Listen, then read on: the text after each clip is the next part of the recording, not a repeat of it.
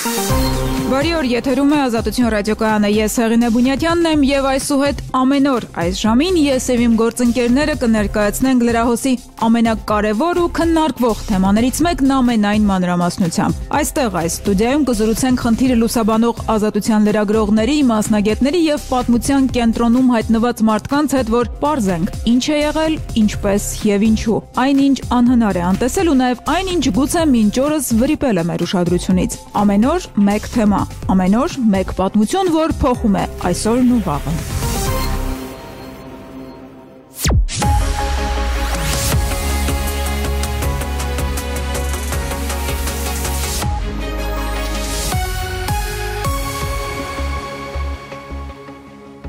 Բարի օր, այսօր զրուցելու ենք հեղափոխությունից հետո ստեղծված մի հիմնադրամի Անիֆի մասին, որի նպատակն էր թափ հաղորդել տնտեսության արտասահմանից Հայաստան բերել հայտնի ներդրողներ ու նոր մակարդակի բարձրացնել երկիրը միջազգային բիզնես ասպարեզում։ Այն ստեղծելու ժամանակ կառավարության պաշտոնյաները Սինգապուրի օրինակն էին բերում, խոստանում էին, որ Հայաստանը ատոմակայանի չափ էլեկտրաէներգիա կստանա արևային կայանից, ազգային ավիափոխադրողն էլ Հայաստանը կկապի աշխարհի երկրներին։ Բայց ընդամենը մի քանի տարի անց պարզվեց ավիափոխադրողը սնանկ է, կայանը կիսակառույց։ Փոխարենը հետաքննող լրագրողներն են գրեթե ամեն ամիս մի նյութ հրապարակում հիմնադրամի կողմից իրականացված կասկածելի գործարքների ու պաշտոնյաներից ստացած աստղաբաշխական պարգևավճարների մասին։ Ովքեր էին կառավարիչները, ինչ են արել եւ ուր է հասել այս հարցով քրեական գործը։ Այս մասին ենք այսօր զրուցելու իմ գործընկեր Մկրտիչ Կարապետյանի հետ։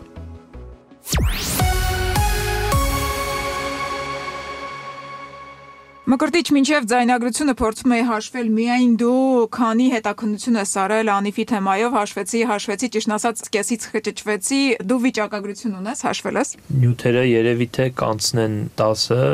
Իսկ վերջը երևում է։ Չէ, դեռ ինչ-որ բաներ էլ կան, որոնց վրա հիմա աշխատում ենք, 1-2 նյութ։ Մինչև այդ նյութերի եւ միջորս քո բացահայտած կոռուպցիոն կասկածների կամ դեպքերի մանրամասներին անցնելը, արի նախ հիշենք, ինչի համար էր հիմնադրվել Անիֆը եւ ինչ նպատակով։ Անիֆը հիմնադրվել էր 2020 թվականին։ Այսօր հավաքվել ենք քննարկելու Հայաստանի պետական հետաքրքրությունների ֆոնդ ՓԲ-ի գործունեության հետ կապված հարցեր։ Պետք է խոշոր արտահանմանը միտված ծրագրերում ներդրումներ կատարել, հենց ֆոնդի անունն էլ Հայաստանի պետական հետաքրքրությունների ֆոնդ հուշում էր, որ պետք է լինեին մեծ պետական հետաքրքրություն ենթադրող պրոյեկտներ։ Ենթադրենք հիմա մենք խնդիր ենք դրել, որ Հայաստան պետք է տեխնոլոգիաների ուղղությամբ զարգացնենք եւ կառավարությունը խնդիր է առաջադրում, որ մեզ այս պարամետրերի ներդրումը պետք է Հայաստանի Հանրապետությունում եւ հիմնադրամը գտնում է այդպիսի պոտենցիալ ներդրողների, բանակցում է եւ նրանց առաջարկում է պայմաններ։ Բայց կեսի պետական հետաքրքրությունը սահմանափակվեց օրինակ ռեստորանում ներդրումներ անելով կամ ինչ-որ սնկի աճեցման ինչ-որ գործում ներդրումներ անելով, այսինքն բոլոր այն մեծ ռազմավարական ծրագրերը, որտեղ որ ենթադրվում էր, որ ներդրումները պետք է լինեն արտահանմանը միտված, մեծ շահույթներ ու Հայաստանի պետական հետաքրքրությունը բավարարեն, այդ բոլոր ներդրումները տապալված են։ Մինչև մանրամասներին անցնելը նաև ով էր կառավարում։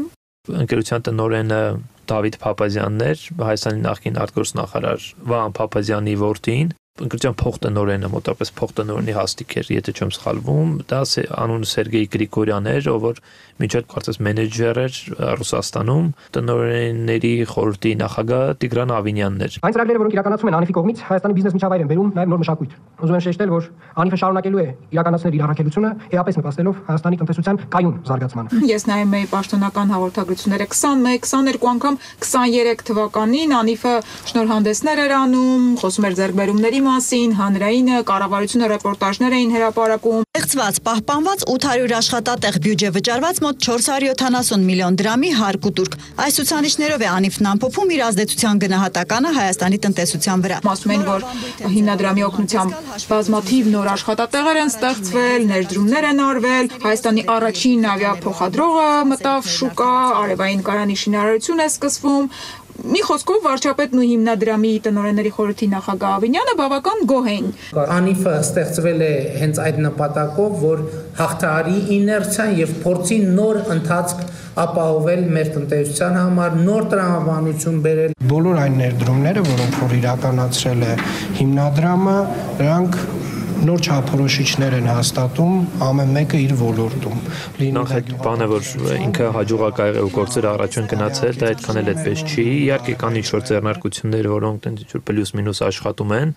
բայց հիմնական բոլոր մեծ գործերը, որ Անիֆը հանձնառություն ա վերցրել, դրանք տապալվել են։ Օրինակ ֆլայարնան, էսպային սնանկության process-ի մեջ է, բացի սնանկությունը Air Arabian նաև ինչ որ արբիտրաժային հայց է նախապատրաստում կոնես մամուլի հրապարակումների Հայաստանի դեմ։ Մյուս մեծ պրոյեկտը, որ իրանք իբր պետքա սկսեին, դա Mazdar արևային այդ էլեկտրակայաններն են, որ այս տարվանից արդեն էլեկտրաէներգիան պետք է արտադրեին։ Հա, իբր 2024-ին Հայաստանում արևից կստանան էլեկտրաէներգիայի պահանջարկի առնվազն 30%-ը։ Այսինքն երկրորդ ատոմակայանը объемով ուղղակի արևից։ Բայց Էսպայն նույնիսկ դրա շինարարության փուլը չի սկսել։ Mazdar-ի այդ խոսակցությունը կառավարությունը մեկնարկել էր դեռ 2019 թվականին, եթե չեմ սխալվում, Ադրբեջանում մոտավորապես նույն ժամանակահատվածում մեկնարկել էին, այնտեղ արդեն ամեն ինչ ավարտվել է, շինարարությունը ավարտվել է ու շահագործմանը հանձնվել։ Դրանք ամենամեծերն էին, բայց ընդհանրապես էլի ներդրումներ կան, որ ուղղակի տապալվել են, վերջերս օրինակ հետքը գրեց, դա Ենոքավանի հայտնի ապագա ռիզորտի պատմությունն է, երբ որ ընկերությունում ներդրում են արել, հետո ինչ-որ բաժներ են ներկայացրել մյուս բաժնետերերին, անհամաձայնություններ ա ծագել, էսպային ապագան սնանկության մեջ է։ Կարտավրոս ԿՎՄ անունով ընկերություն, որը իբր պետք է զբաղվեր կոշիկի արտադրությամբ, պետական գույքի կառավարման կոմիտեի հետ խոսակցությունից պարզ է դառնում, որ այստեղ եւս ինչ-որ ներդրումներ է արել Անիֆը, բայց այդ արտադրությունը տենց է չի սկսել։ Նկատի ունեմ մեծ պրոյեկտեր, որ Անիֆը արել է հաջողությամբ, տվել է, կա, գոյություն չունի։ Հա, ինչ-որ ռեստորան կա Երևանի կենտրոնում, որը շատ կասկածելի հանգամանքներում է ֆինանսավորվել։ Օրինակ, ով է տեսել ռեստորան պետությունը ֆինանսավորի, ինչ նպատակով, հենց այդ մեկը Երևանում հարյուրավոր ռեստորաններ կան։ Հիմա ով կարար կարտի մեջ, կարար ֆինանսավորեր, կարող են ասել դա միջազգային բրենդ է, Երևանում էլի միջազգային բրենդի լիքը ռեստորան կա, բայց հիմա պետությունը կոնկրետ այդ մեկն է ֆինանսավորել, ես կարծում եմ, եթե քննություն լինի, դրա հետևիցը կգնան։ Ու մի հատ էլ կարևոր բան է բաց թողնում է սարանքում, Անիֆը եղել է Հայաստանի ամենամեծ հարկատուի Զանգեզուրի պղնձամոլիբդենային կոմբինատի պետական բաժնեմասի կառավարիչ ընկերությունը անհասկանալիորեն նախ իրան տվեցին, հետո էլի անհասկանալիորեն իրանից վերցրին։ Հիմա այդ արանքում ինչ որոշումներ ա կայացրել, ոնց ա կայացրել, Անիֆը իր հետ կառավարման ում ա բերել։ Ու այս ֆոնին նաև անցած շաբաթ հրապարակվեց քո հերթական հետաքննությունը Անիֆի կողմից ներդրման մասին, որով աշխատելու հնարավորություն էր ստացել Ավինյանի դասընկերը։ Կպատմես մանրամասներ։ Ձեռնարկատեր պլյուս պետություն հակաճգնաժամային ներդրումների կառավարիչ ՓԲ-ն կարծեմ 2022 թվականին գրեթե 1 միլիարդ դրամ էր տվել Berry Mount ընկերությանը։ Անիֆի այս խիզախ եւ շատ կարևոր մասնակցությունը թույլ կտա հաղթահարել խնդիրները եւ մենք չնայած Berry Mount ընկերությունը զբաղվում է ելակի արտադրությամբ եւ արտահանմամբ։ Berry Mount-ի սեփականատերը Դմիտրի Ալեքսեյենկոն է, Դմիտրի Ալեքսեյենկոն այդ ժամանակ Անիֆի տնօրենների խորհրդի նախագահ Տիգրան Ավինյանի համատասարանցին է եւ այդ ներդրումով նոր Գեղիում 3 հեկտարի վրա նոր ջերմոցներ կառուցվեցին։ Իհարկե Դմիտրի Ալեքսեյենկոն հանուն արտադրության պետք է ասել որ մինչեւ այդ էլ ինչ որ չափի ոչ շատ մեծ իհարկե ջերմոցներ ուներ նոր Գեղիում, բայց այս ֆինանսավորումը օգնեց, որ ինքը այտենց ավելի ընդլայնվի։ Կառավարության աջակցությունը Berry Mount-ին չի սահմանափակել միայն Անիֆի կողմից ներդրմամբ։ 2023-ի ապրիլին կառավարությունը նաև մոտ 50 միլիոն դրամի մաքսատուրքերից է ազատել ընկերությանը։ Հետագայում 2023 թվականին, երբ որ Տիգրան Ավինյանին ավելի հետաքրքիր էր Երևանի քաղաքապետի պաշտոնը, քաղաքացիական պայմանագրի հետ դրամահավաքի ընթացքում Դմիտրի Ալեքսեյենկոն արդեն ստացել էր այդ Անիֆի փողը, Դմիտրի Ալեքսեյենկոն 1 միլիոն դրամեր նվիրատվություն կատարել քաղաքացիական պայմանագրին։ Կարծեմ մի ուրիշ պատմություն էլ եղավ Տիգրան Ավինյանի կնոջ ընկերու հետ։ Դա ավելի մի քիչ բան հարց է, լրագրողներն չեն կարողանում հասկանալ այդ ինչ ընկերություն է եւ ինչով է զբաղվել։ Եթե այս դեպքում կոնե գետնի վրա այդ ջերմոցը կա ելակն էլ արտադրվում է, մյուս դեպքում շատ ավելի անհասկանալի է։ Այս ընկերություններն էլ առանձնապես մեծ հաշվետվողականություն չեն դրսևորում։ Պարզ չի ոնց ինչ են անում, մենք օրինակ Paramount-ից խնդրել ենք մեզ տրամադրել բաժնետիրական համաձայնագիրը, իրանք դա մեզ չեն տվել, ասել են առևտրային գաղտնիք է։ Այսինքն պետության միջոցներից ներդրումներ են արվում։ Այդ ընկերությունը չի տրամադրում։ Բայց ընկերությունը չի բացահայտում հասարակության առջև, թե այդ գումարները ինչպես։ Հա, դե ինքը ասում է, դա ես չեմ տալիս, որտեվ դա առևտրային գաղտնիք անթույլատրելի է։ Պետությունն էլ մոտավորապես ասում է, գնամ իս բաժնետիրոջից ուզի այդ թղթերը։ Պետությունն էլ չի բացահայտում։ Չէ, պետությունն չի բացահայտում, ու ընդհանրապես անգամ հիմա բազմաթիվ բաներ իրանք ուղակի փակ են պահում։ Օրինակ գիտենք, որ 2020-2022 թվականներին 2 տարում Անիֆի միայն աշխատավարձերի գծով բյուջեն եղել է 2 միլիարդից 2 միլիարդ դրամից ավել։ Նույնիսկ պարգևավճարների ֆոնդ է եղել։ Այսինքն մի րոպե, փաստացի հիմնադրամը աշխատել է մոտ 4 տարի, սկսել է 2 խոշոր ծրագիր, որոնցից մեկը տապալվել է, մյուսի վերանում էլ Թումանյանի ասած շունչ չկա, դեռ չի սկսել աշխատել։ Դրան գումարած բյուջեի հաշվին հիմնադրամի ղեկավարները ֆինանսավորել են ընկերությունները, որոնք կապ են ունեցել իրենց ծանոթ, բարեկամ, դասընկերների հետ։ Կամ ընկերություններ, որոնք սնանկացել են, կամ ընկերություններ, որոնք ի վերջո սնանկացել են, ու դեռ մի բան էլ բարձր աշխատավարձեր են ստացել բյուջեի հաշվին, ինչի համար։ Վստահաբար միլիոնավոր դրամների աշխատավարձ ստացողներ են եղել, եթե ոչ տասնյակ միլիոնավոր դրամների։ Միայն մի դրվագ, որ հերիքա, որ մենք կասկածներ ունենանք աննորմալ մեծ աշխատավարձերի չափի մասին 2023 թվականի մարտին պետական վերահսկողական ծառայությունը մտել էր անիվ ստուգումների այդ թվում աշխատավարձերի գծով։ Դրանից մեկ շաբաթ հետո անիվը պայմանագիր էր կնքել աուդիտորական Ernst & Young ընկերության հետ մոտ $30,000։ Ernst & Young-ին խնդրել էին, որպեսզի եկեք դուք համեմատություն արեք, թե աշխարհում անիվի պես ֆոնդերի ղեկավար կազմի աշխատավարձը ինչքան է, բայց այն երկրները, որ պետք է համադրեք անիվի հետ, եկեք այդ երկրների ցանկը մեր հետ համաձայնացրեք։ Պատկերացրեք, այսինքն օրինակ Մոլդովայում միգուցե անիվի պես հիմնադրամի տնօրենը ավելի քիչ է ստանում, դա մեծ հավանականությամբ անիվի տնօրենին հետաքրքիր չի եղել։ Իրան հետաքրքիր են այն երկրները, որտեղ որ շատ ավելի բարձր է եղել։ Այսինքն պետք է եղել հիմնավորումներ կայացնել։ Հա, թե ինչի է ինքը, ասենք, միլիոնավոր դրամների աշխատավարձ ստանում։ Օրինակ հիմնադրամի տնօրենը ստանում է 45 միլիոն դրամ ամսական աշխատավարձ, օրինակ։ Որպեսզի ինքը ՊՎԾ-ն մտել է, ինքը հիմնավորի, որ 45 միլիոն դրամ բարձր չի, իրան պետք են ինչ-որ թղթեր, փաստեր, հանգամանքներ եւ այլն։ Ինքը գնացել է աուդիտորական կազմակերպությանը, ասել է մոտավորապես մի հատ նայ աշխարհում ելով է։ Այսքան փող։ Հա, սենց մեր պես ֆոնդերում 45 կամ 42 կամ 57 միլիոն դրամ աշխատավարձ ստանում։ Այս աուդիտորական կազմակերպությունը գնացել է, գտել է, բերել են զեկույցը սարքել է, ու այդ ընթացքում երբ որ ՊՎԾ-ն մտել է, այդ զեկույցը բերել տվել են։ Մենք այն ժամանակ, երբ որ այս մասին գրում էինք, հետաքրքրվեցինք, ասենք մի հատ տվեք լնայինք այդ զեկույցը Ernst & Young ընկերության, այդ ինչ երկրներ են համադրելի են, թե չէ, այդ ինչ ֆոնդեր են բանման, անգամ այս պարագայում իրանք չտվեցին։ Բայց աշխատավարձերն այնքան բարձր են եղել, որ անգամ էկոնոմիկայի նախկին նախարարն էր ասում, որ եղել են 250 միլիոն դրամի եկամուտ ստացողներ, որոնք կոնկրետ արդյունք այդպես էլ չեն ներկայացրել։ Այնտեղ եղել են աշխատավարձներ, ասենք 100-ավոր միլիոն դրամներ տարեկան, հա, ասենք մարդ է եղել, որ ասենք 250 միլիոն դրամ մի տարվա մեջ տարբեր ձևերով եկամուտ է ստացել, որը ասենք պետական աշխատանքի համար աննկարագրելի մեծ թիվ է, եւ դա այդ հնարավորությունը ստեղծվել է օրենքների փոփոխության արդյունքում, որը թույլ է տվել, որպեսզի պետական ընկերության կամ փակ բաժնետիրական ընկերության ղեկավարների աշխատավարձի որոշումները կայացի ոչ թե բաժնետերի ժողովի կողմից, որ այդ ժամանակ կլներ կամ էկոնոմիկայի նախարարությունը կամ վարչապետի աշխատակազմը, այլ տնօրենների խորհրդի նախագահի կամ տնօրենների խորհրդի կողմից, որպեսզի դա հեշտ լինի անել։ Պարոն Ավինյանն է որոշել, որ տվյալ անձը 250 միլիոն ստանա։ Կարծում եմ այո։ Արժույթի միջազգային հիմնադրամը հատուկ մի զեկույց նվիրել անիվի գործունեությանը, զեկույցում բառացիորեն Արժույթի միջազգային հիմնադրամը նշել էր, որ հստակ չէ անիվը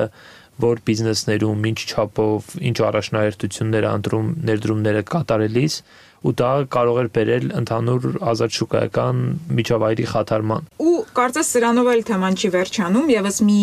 դետալ էլ հետքը ամիսներ առաջ պարզել էր, որ հիմնադրամի ղեկավարությունը անվտանգության ոլորտի ապահովման համար աշխատանքի ընդունել մարդկանց, որոնք ընդհանրապես ոլորտի հետ կապ չեն ունեցել, բայց եղել են իրավապահների հարազատ բարեկամներ։ Ըստ հետքի աղբյուրի դրա մեջ կա տրամաբանություն եւ նպատակ, որը հետեւյալն է, Տիգրան Ավինյանը փորձել է իրեն եւ իր շրջապատին ապահովագրել հետագայում ծագող հնարավոր տհաճ իրավիճակներից։ Դավիթ Սարգսյան եղել է ԱՆԻՖ-ի անվտանգության բաժնի պետը, ավարտել է ոստիկանության ակադեմիան, աշխատել է քննչական կոմիտեում։ Հետքի տեղեկություններով նա ճանապարհային ոստիկանության պետ, գնդապետ Նորիկ Սարգսյանի բարեկամն է։ Լարիսա Արիստակեսյան հետքի տեղեկություններով մասնագիտությամբ լեզվաբան է։ Որպես ԱՆԻՖ-ի անվտանգության բաժնի կրտսեր մասնագետ 2022 թվականին ստացել է 6.5 միլիոն դրամ աշխատավարձ։ Լարիսայի հայրը փոխգնդապետ Հովհաննես Արիստակեսյանն է։ Լուսինե Ջանոյան ավարտել է հայ-ռուսական սլավոնական համալսարանը։ Մեր տեղեկություններով զբոսաշրջության ոլորտի մասնագետ է, բայց ԱՆԻՖ-ում եղել է անվտանգության բաժնի ավագ մասնագետ։ Ամուսինը Հակոբ Պետրոսյանն է, որը նախկինում ավագ քննիչ է եղել ազգային անվտանգության ծառայության քննչական դեպարտամենտում։ Անուշ Մեյրոյան, նա եւս ում է պաշտպանում ինչ անվտանգություն, այնքան ընդհանուր ինչ որ հաշվապահական ծառայություններ, աուդիտորական ծառայություններ, սենց բաներ արտապատվիրակել մասնավորին։ Հա, բայց ասենք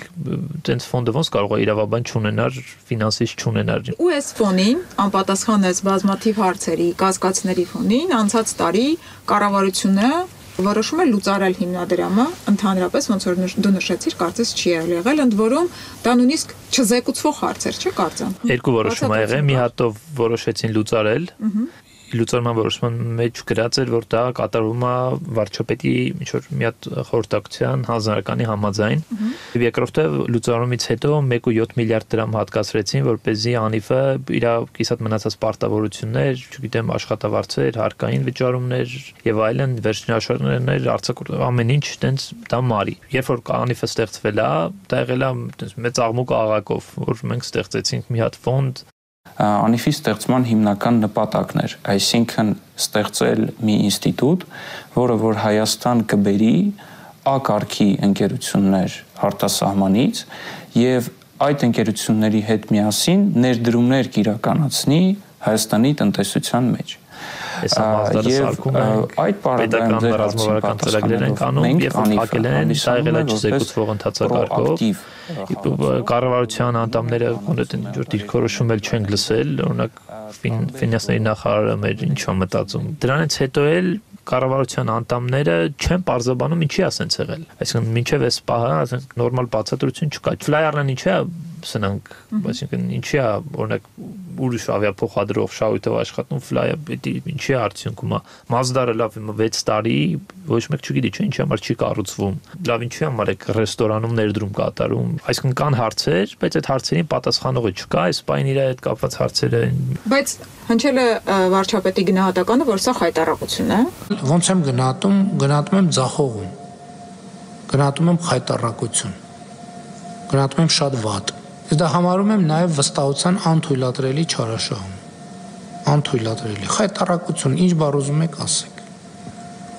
Ես համաձայն կլինեմ այդ բառերի հետ։ Եվ քաղաքական հետևանքներ պետք է ունենալ միլիարդավոր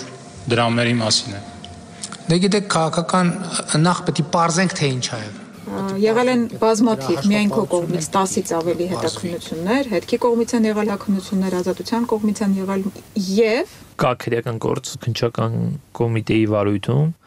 բայց ենթադրում եմ, որ մարդիկ, ովքեր ֆայմել են, ոնց պետք է իրենց բարձր աշխատավարձը հիմնավորեն, որ գնանք, համադրենք, բերենք, դնենք, որ հիմնավորենք, ենթադրում եմ, որ ինչ-որ մաքուր թղթերով են արել ամեն ինչ, թեպետ քննության որակի վրա էլի իհարկե տենց հարցեր կան, քաղաքական կամքի հետ կապված էլ հարցեր կան, ընդհանրապես քաղաքական կամք կա թե չկա, որտեվ ԱՆԻՖ-ը եղել է վարչապետի աշխատակազմի ներքո։